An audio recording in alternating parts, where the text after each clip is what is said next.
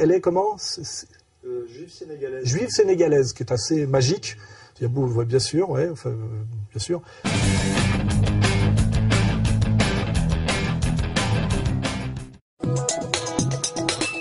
Nouvelle agression antisémite. Un adolescent de 17 ans scolarisé à l'école juive d'Ozar HaTorah à Toulouse a été pris pour cible par 2 individus dans un train mercredi soir entre Toulouse et Lyon.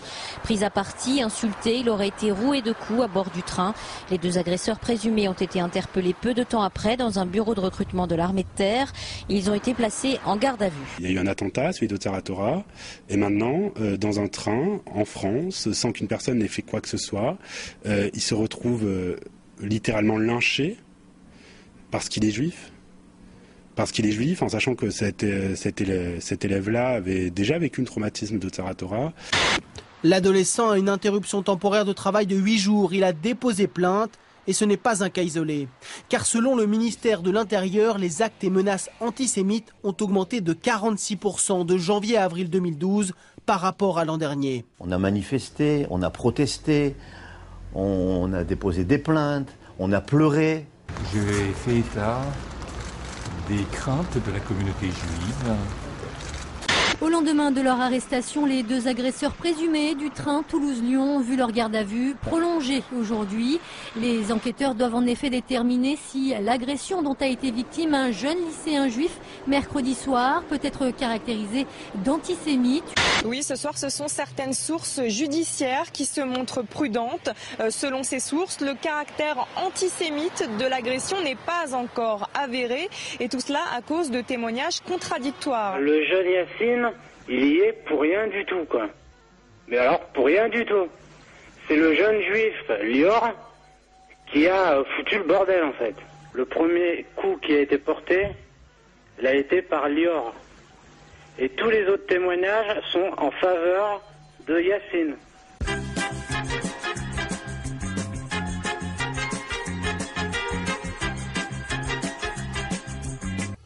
Oui, alors ça aussi, c'est déprimant qu'on me reproche de beaucoup parler de ce sujet-là, mais malheureusement, on va bien le voir quand on va parler de tous les autres sujets, que c'est systématiquement central. Normalement, on ne devrait pas en parler. Il n'y a pas d'antisémitisme en France. Les Juifs sont 1% de la population française. Ils sont sociologiquement les mieux nantis et les mieux lotis de France en termes de communauté, sans doute aussi à cause de leur qualité indéniable. Hein. C'est un peuple d'élite, sûr de lui-même, comme l'avait dit le général de Gaulle, également dominateur. Mais bon, ça c'est un autre sujet. Et là, on voit bien à travers que les médias dominants n'arrêtent pas de nous parler d'antisémitisme en France, alors que la France est entièrement sous domination juive. C'est assez facile à vérifier. Il suffit de regarder la superstructure française dans tous les domaines, et regarder les noms et faire de la statistique. Hein, je veux dire, on voit bien qu'au niveau politique, au niveau administratif, au niveau culturel, au niveau médiatique, au niveau universitaire, il y a beaucoup de juifs. Quand je rappelle par rapport à leur population, puisqu'ils sont 1% de la population française. Et si on veut, par exemple, pour lancer une petite quenelle à Jean Robin, qui a d'ailleurs postulé pour être le con du mois, mais il est hors concours. Il suffit de comparer les musulmans au niveau de la superstructure française. Combien de musulmans recteurs d'université, combien de musulmans ministres, combien de musulmans patrons de grands médias, combien de musulmans dans la grande banque, combien de musulmans patronat district, combien de musulmans hauts fonctionnaires, et on a la réponse immédiate au crétin Jean Robin. Voilà, c'est qui a le pouvoir en France, qui ne l'a pas et qui ne l'a plus. Hein, voilà. Donc, normalement, on devrait même être plutôt discret sur cette domination juive qui est sans doute due à une communauté d'élite qui progressivement, effectivement, par son élitisme, monte avec le temps, quoi. C'est-à-dire, ça s'explique sociologiquement. Mais normalement, il devrait plutôt y avoir une discrétion sur ce sujet, parce qu'effectivement, on peut s'étonner que des gens qui sont 1% de la population française soient dans certains secteurs 20%, 30%, 40%, 70%. Ça pourrait étonner et agacer. Or, au lieu d'être discret, et finalement d'avoir le pouvoir discret et la puissance joviale, on n'arrête pas de nous harceler, nous, petits peuples de France, sur des soi-disant agressions antisémites, qui sont pratiquement toujours des fausses agressions, pratiquement tout le temps. Hein, RER, l'histoire du RER, l'histoire du rabbin Fari, l'histoire du local qui avait brûlé, l'histoire de l'école en banlieue qui avait brûlé. Ce sont systématiquement des fausses agressions, des escroqueries à l'assurance, des trucs mensongers. Agression antisémite dans le RER, une jeune femme prise à partie sous les yeux des autres voyageurs qui n'ont pas bougé, un acte infâme qui suscite la condamnation de toute la classe politique, appelle à un sursaut républicain contre toute forme de racisme. En quelques heures, la jeune mère de famille du RERD est donc passée du statut de victime à celui de suspect. Placée en garde à vue cet après-midi, elle a finalement avoué avoir inventé tout ou partie de l'agression pour laquelle elle a porté plainte. Et là maintenant, on voit bien que ça doit correspondre à une inquiétude et à un pilotage. On a quelque chose d'assez malsain. C'est la fausse agression antisémite du mois. Il y en a une tous les mois, ce qui est de l'incitation à haine raciale, de la tension communautaire gérée et programmée. Et puis alors maintenant, c'est plus comme avant où on nous inventait les agressions antisémites d'extrême droite. Hein. On parlera d'ailleurs de Breivik tout à l'heure pour voir ce que c'est que l'extrême droite. Hein. L'extrême droite sioniste et franc-maçonne, ça n'a jamais existé dans l'histoire, mais bon, ça c'est une petite parenthèse, on y reviendra. Alors avant c'était l'extrême droite, mais maintenant c'est systématiquement des maghrébins musulmans, hein, soi-disant, qui produiraient des agressions antisémites. Et puis, nommer les choses. Je crois que ce n'est pas faire insulte à qui que ce soit de dire qu'aujourd'hui, nous savons que ces agressions, de façon quasi systématique, proviennent de la part de jeunes issus de l'immigration et effectivement de cette opposition terrible, jeunes juifs, jeunes musulmans. Je veux dire, j'ai été en banlieue, j'ai vu que dans des endroits comme le 9-3, c'est assez vérifiable, les juifs le jeudi mettent la kippa systématiquement, il n'y a pratiquement pas d'agression par rapport au climat de tension qu'on pourrait noter. C'est même assez notoire à quel point il y a un climat d'apathie compte tenu des tensions internationales et de la manipulation des médias et de la perversité communautaire pour faire monter les tensions. En réalité, il y a très très peu d'agressions antisémites par rapport à ce que ça pourrait être compte tenu de la question israélo-palestinienne, de l'islamophobie systématique du monde occidental, des tensions moyen-orientales, etc. Il y a plutôt une apathie totale des petites gens, on va dire, musulmans sur cette question. On peut s'en réjouir, d'autres peuvent s'en agacer, moi je préfère ça, mais c'est un constat, hein, il n'y a pas d'agression antisémite en France. Et pour le démontrer, la dernière agression antisémite, on a vu Emmanuel Valls, notre ministre de l'Intérieur, qui je le rappelle est français depuis 1982, c'est un Catalan, et qui déclare qu'il est éternellement attaché à Israël. Par ma femme, je suis lié de manière éternelle à la communauté juive et à Israël, quand même.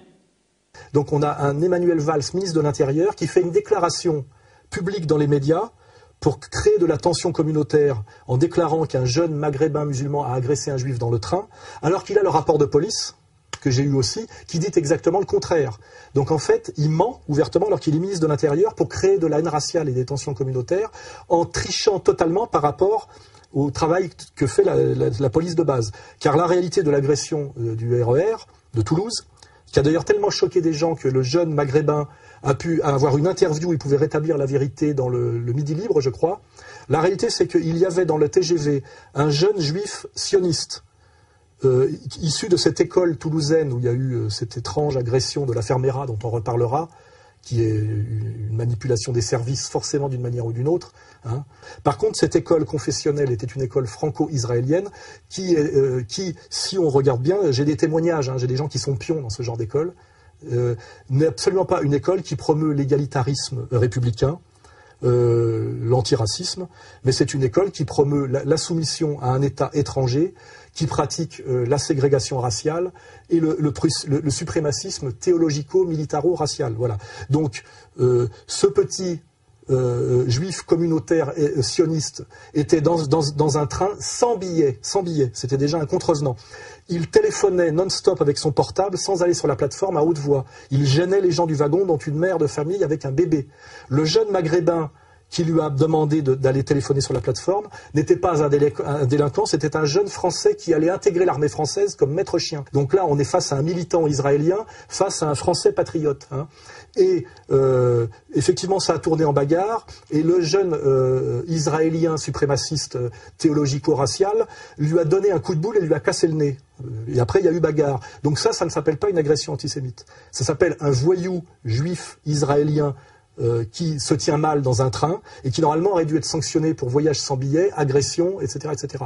Et ce qui est catastrophique, c'est que le ministre de l'Intérieur, qui est beaucoup moins français que le jeune maghrébin qui voulait intégrer l'armée, ment ouvertement alors qu'il a le rapport de police, jette de l'huile sur le feu pour créer des tensions communautaires et désigne à la vindicte une fois de plus les Français pauvres d'origine immigrée et de confession musulmane qui sont globalement, les victimes de la crise économique et qui subissent depuis la loi sur le foulard via les réseaux maçonniques et la domination sioniste française une diabolisation systématique, exacerbée et incroyablement dangereuse et malsaine pour la paix civile en France. Voilà. Ça, c'est le résultat.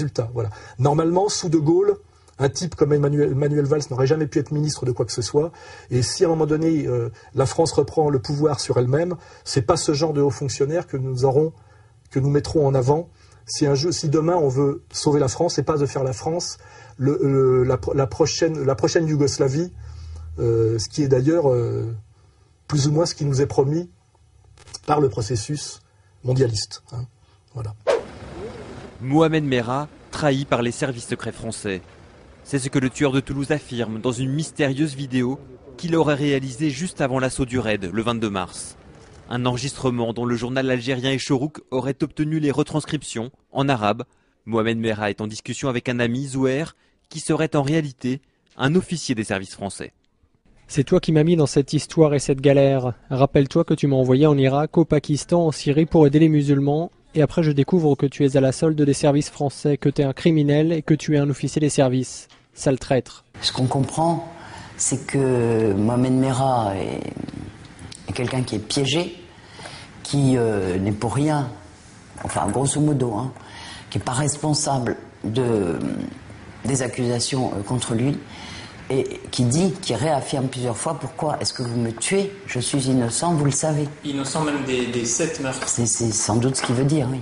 On ne pourra jamais en savoir plus puisqu'ils ont choisi de faire en sorte qu'il ne puisse plus jamais